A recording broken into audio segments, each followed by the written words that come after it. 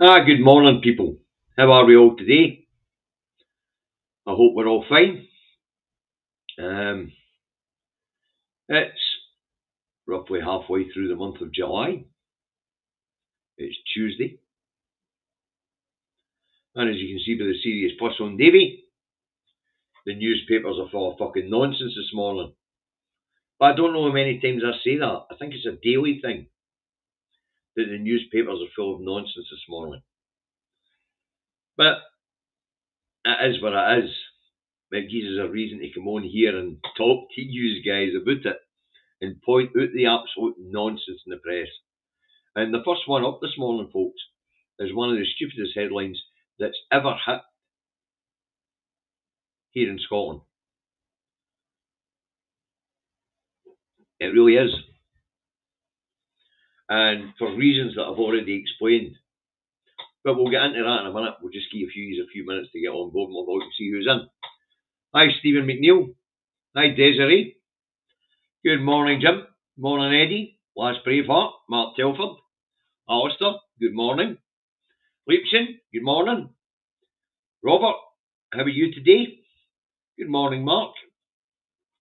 Who else we got? Hi, Barbara. How are you? I'll roll out a wee bit. Hi, Jim. Hi, George. Hi, Linda. With Pet. Morning, Mark Telfer. Morning, Ackies.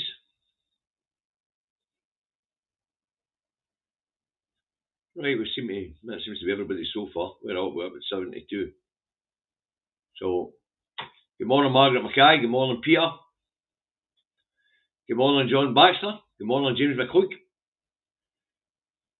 Anyway, numbers are climbing nicely, so let's get into this. It's Indie Truck Davy out the truck and at home in his office in Salisbury, North Lanarkshire, where it is overcast, damp, warm at 15 degrees. Pollen count is moderate. Main allergen is grass. Alright, that's the weather forecast. Well, that's how the weather is here in Salisbury, North Lanarkshire. If you want to know what the weather's like where you are, look at your own bloody windy. Alright, first up this morning we've got the Rancid. And the Rancid, the Daily Record, that is, folks, for those watching out with Scotland. The Rancid has NHS delay nightmare, 393-day wait for cancer care. Treatment target is 62 days, but new stats show one patient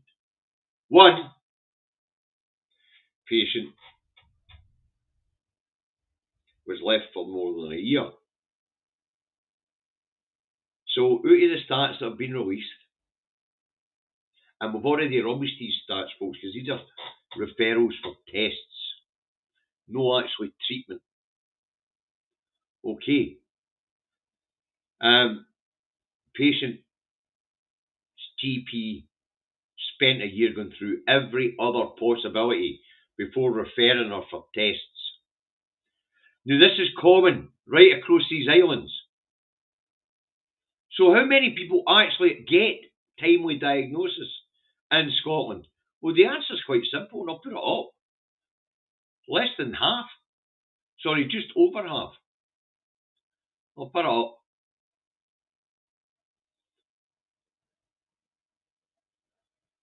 Here we go. Now, apparently, almost 45% of respondents are not referred for suspected cancer or at their first appointment. Over 1 in 4, 28%, wait up to a month for their first appointment to be told they are being referred. And almost 1 in 6, 16%, wait over a month. And the reason for that, folks, is that you will have GPs out there who don't automatically think when they look at their patient's records, we better have a look for cancer in this patient. The patient goes along with symptoms, the doctor goes through a series of tests, and then eventually gets to the thought of, oh, hold on, I know it's not likely for this patient, but we better have them tested for cancer. And as you can see, 45% of people have their GP look at other issues for over a month before being referred for tests. Just so happened that this woman's GP looked at absolutely everything else, took a year before saying, maybe we should test this woman for cancer.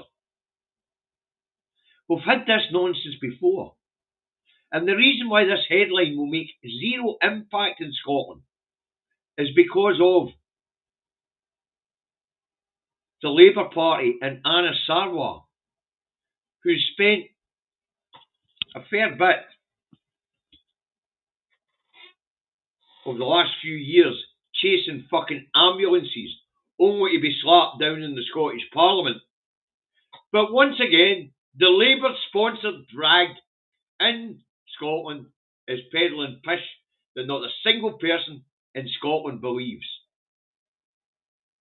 Because we already know what the problem is.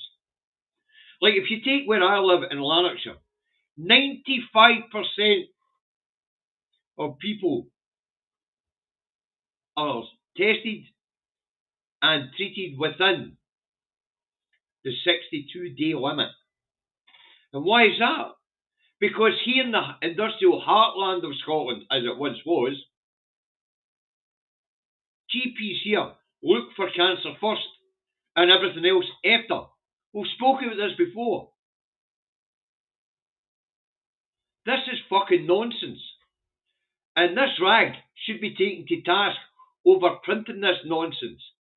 The majority of delays in getting tested and treated for cancer in Scotland is due to the GPs, as we've just seen in the stats, looking for everything else for at least a month before they refer people. So you present with symptoms, you don't know what it is, and in most cases the GP will have a look at your records and go, let's test for this, let's test for that, let's test for this, and eventually get to the cancer test. 45% actually. We need to get GPs, and I've said this before, we need to get GPs here testing for cancer first and then looking at other possibilities. But they're doing the other possibilities first and eventually getting to cancer. Here in North Lanarkshire it's slightly different, where we have the mines, the steelworks, a heavy manufacturing, asbestos plants, all sorts of shit. The GPs here are trained in North Lanarkshire to look for cancer first. I mean, when Sarah lost weight, the very first test she got when she presented to the GP was cancer tests. Because one of the most common causes of losing weight here in North Lanarkshire is cancer. But as I say, the GPs here in North Lanarkshire and in the industrial heartland here in Lanarkshire itself, they look for cancer first and everything else second. Elsewhere in Scotland, they look for cancer last. And that is the problem. And I say, we've had this nonsense, we've spoken about this nonsense, David and I have put up stats in this nonsense before. But yet they still fucking run with it. Even though the majority of the public know it's fucking nonsense and they know the reasons why it's nonsense. Right, second up this morning we've got the scum, and we don't put that up either. And it's on an entertainment story. As Wallace wrapped up Herald, BBC told John to step back over racist remark, and it would appear whoever this John is worked with this guy Wallace on a programme called MasterChef. One was a sexual deviant and the other one's a fucking racist. Well done, BBC! Top rating again! Fucking spanners. Anyway, apparently his name's John Forrido. Or whatever. I've no idea who the fuck it is. But there you go. One of the BBC's flagship programmes and worldwide sensation, MasterChef, was hosted by a sexual deviant and a fucking racist. Congratulations, BBC. Fuck. Right, next up we've a Scotsman. Let's get to the point where we start putting this nonsense up, shall we? Right, let's look at the Scotsman. Here we go. Another nonsense fucking headline. Alarm as more firms brace for decline instead of growth. And what it says here is there's demand from the business community in Scotland that both their governments, very interesting by the way, folks, first paragraph, businessmen and entrepreneurs in Scotland demand that both their governments. Now, why does it say both their governments? Well, the answer is it should only say one. Now, folks, I don't know how many of you, well, I know that how many of you people will know this, because we've spoken about it before. But there is no list of devolved matters. Too big a field for them to write them all down. So what they did was they compiled a list of what Westminster's keeping itself when it comes to government. Now, the first four on that list is they reserve our sovereignty, no theirs, ours, in the 1998 Scotland Act. The next one up is they reserve foreign policy. The next one up is they reserve defence. And number 4 in the list, look up yourself, it exists. Number 4 in the list, they reserve the economy. They're responsible for economy. So why is it in the Scotsman we're being told that businessmen demand that both their governments take action when only one government has the power over the economy?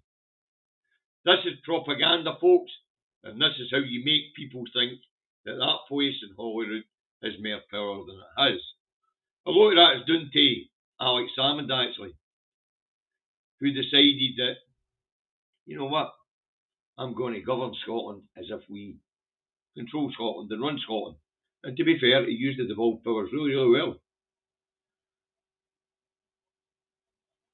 But at the same time, it confused the situation here in Scotland where people don't know what's reserved and what's devolved. Well, number 4 in the reserve list, and it's the only list that exists.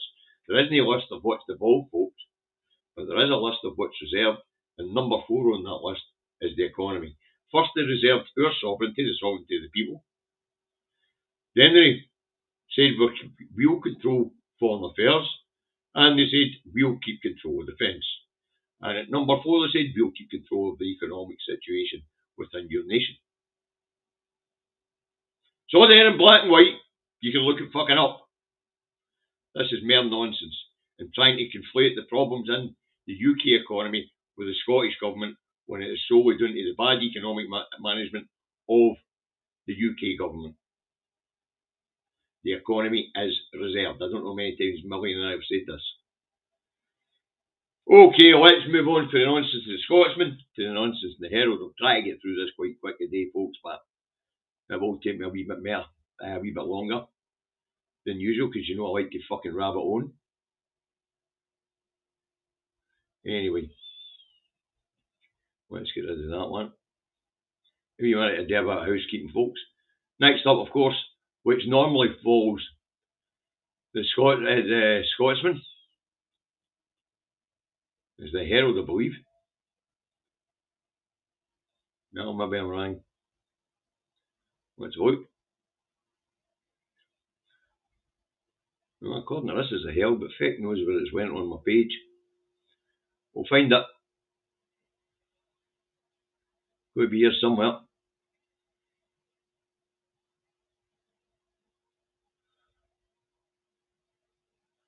Or maybe not.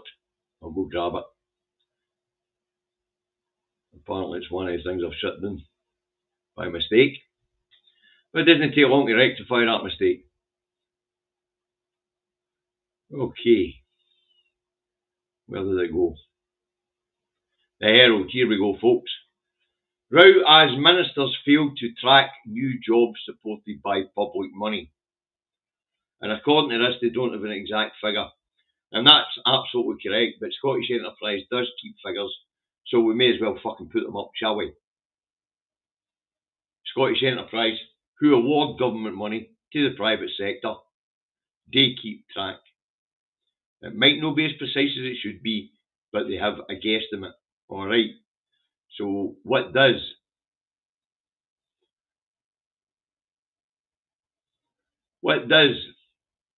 Scottish Enterprise say on this issue?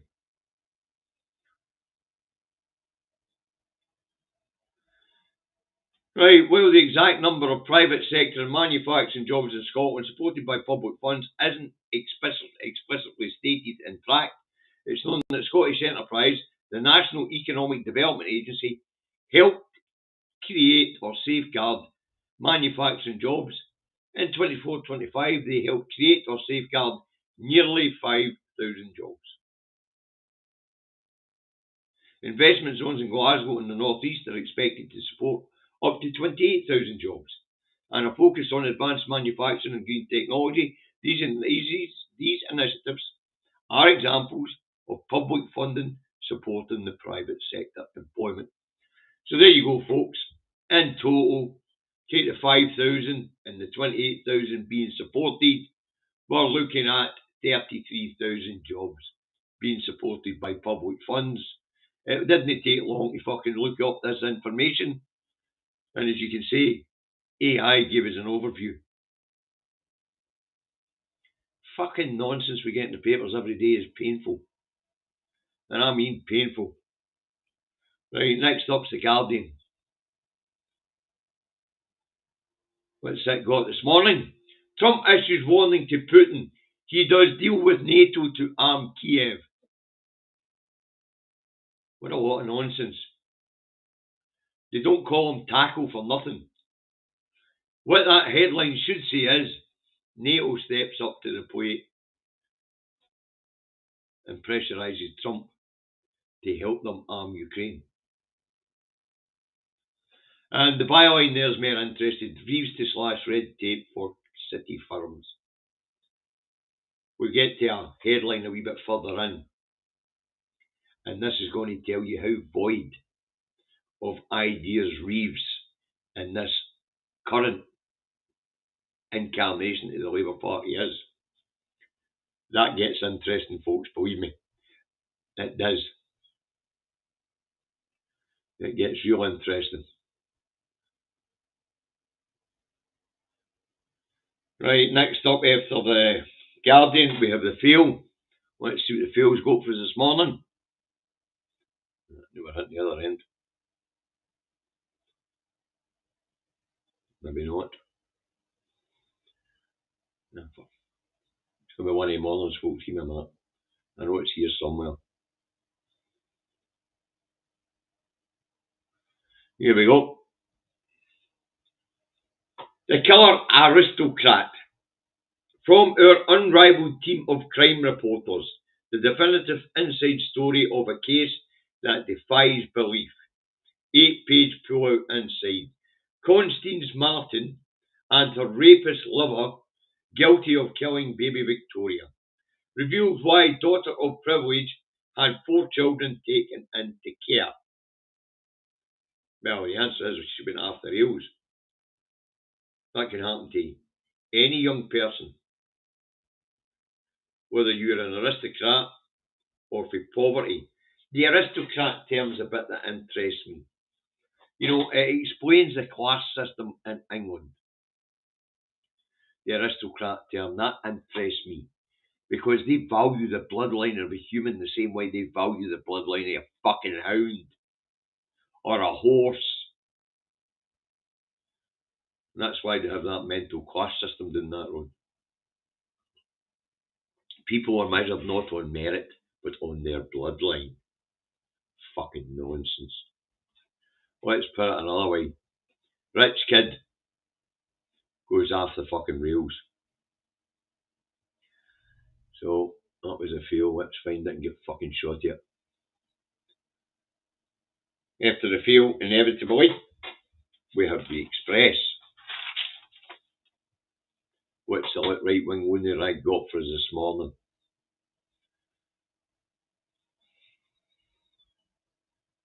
If we could find the fucking thing with one of the days. Excuse my language, folks. You bit cravat this morning with the nonsense that I've had to put up with in the papers.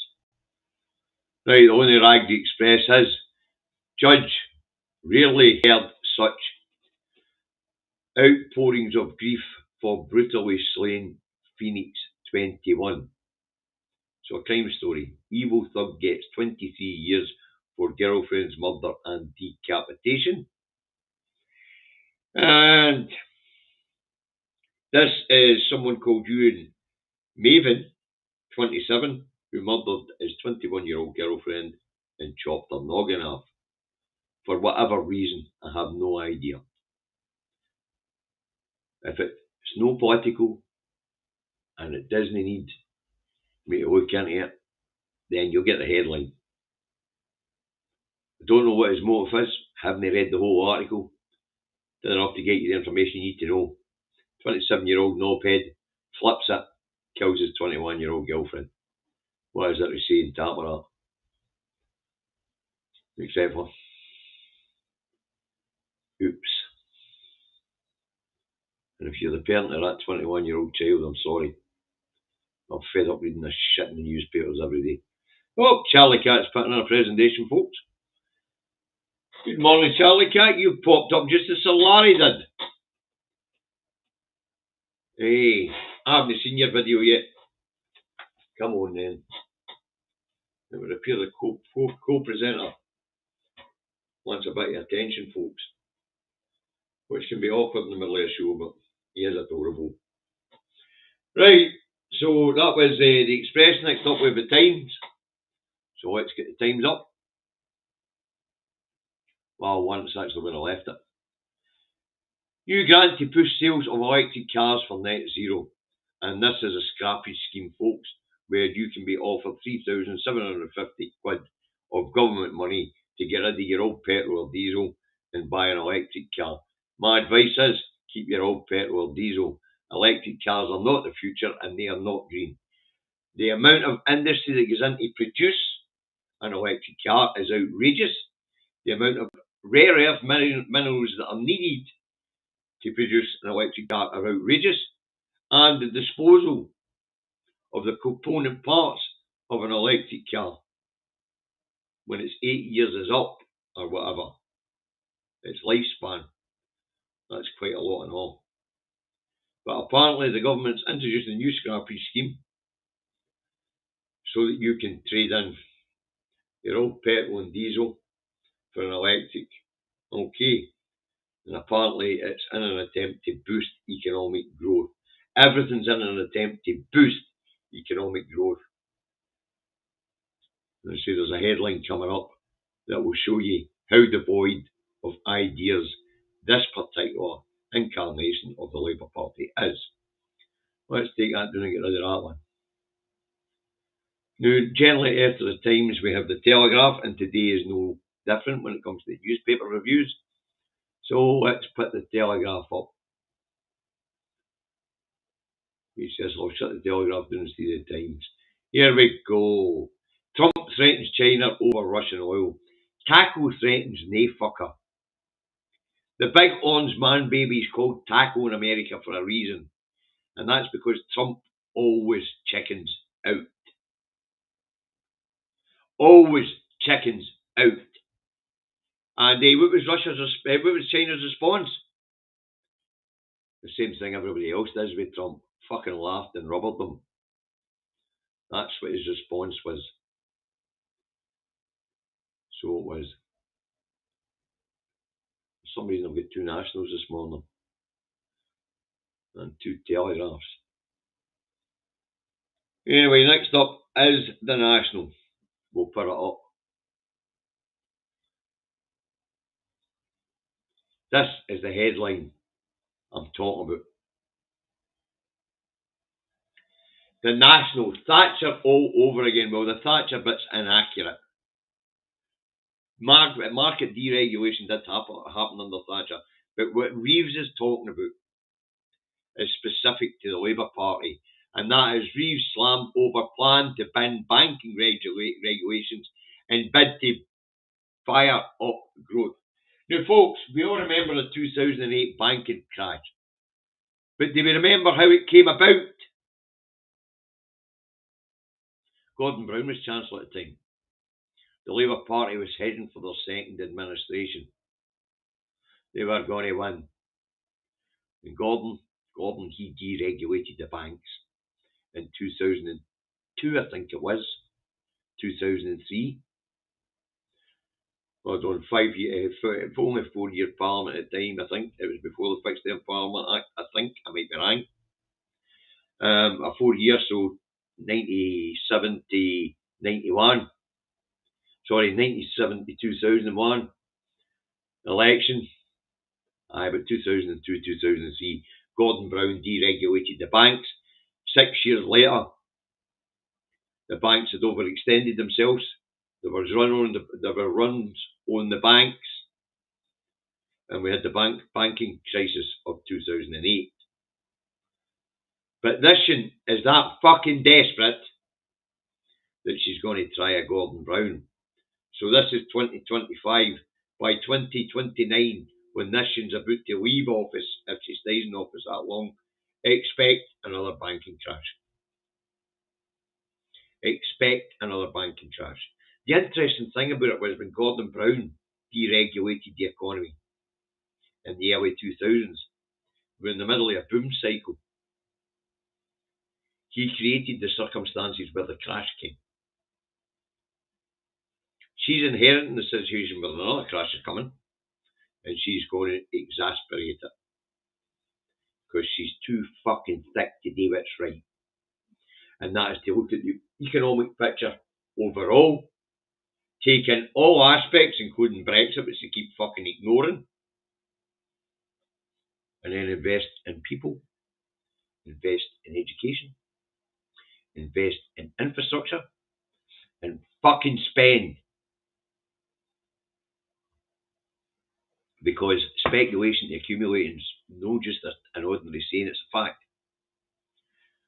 If they spend their money on public structures, public infrastructure, and on people, they will get the return. The reason why Scotland's economy, and Edinburgh particularly, is just taken over as the major capital, the major money capital in the UK and a bigger player on the world stage, is because here in Scotland we invest in education. We've been investing whatever we can in infrastructure, and we've been investing in keeping the people healthy and happy. That leads to economic growth. That leads to economic prosperity. This fucking idiot, like our predecessors, are going down the other road, and we can see why England's in economic decline. They haven't invested in the people, they haven't invested in public structures, they haven't invested in infrastructure, and they certainly haven't invested in fucking education. Wow. I keep saying this, but we're talking about incompetence and levels that are fucking not that difficult to spot. But this one wants to deregulate the banks. Well, our predecessor, Gordon Brown, did that. Sorry, was it ours? Aye, Gordon Brown did that. 6 years later, the fucking banking sector collapsed. Yeah. That's what I mean about devoid of any ideas. They came into power with not a fucking Scooby of what they were doing. None. None whatsoever. So that was a national. Next up, we'll get a Metro. We'll go grab it.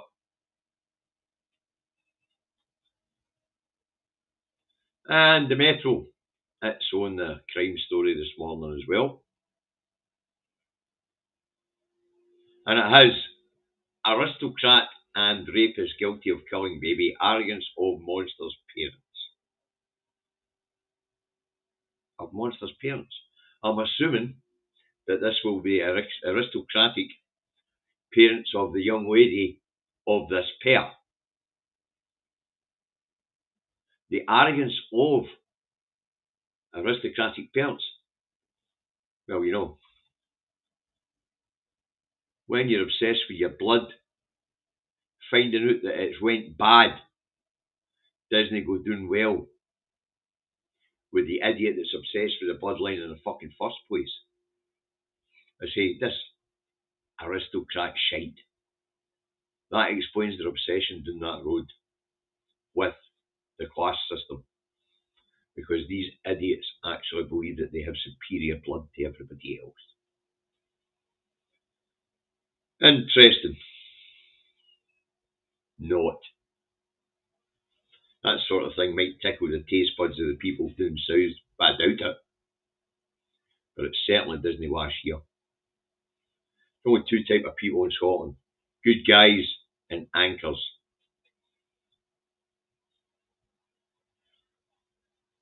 Simple as that. You get to decide which category each person is in.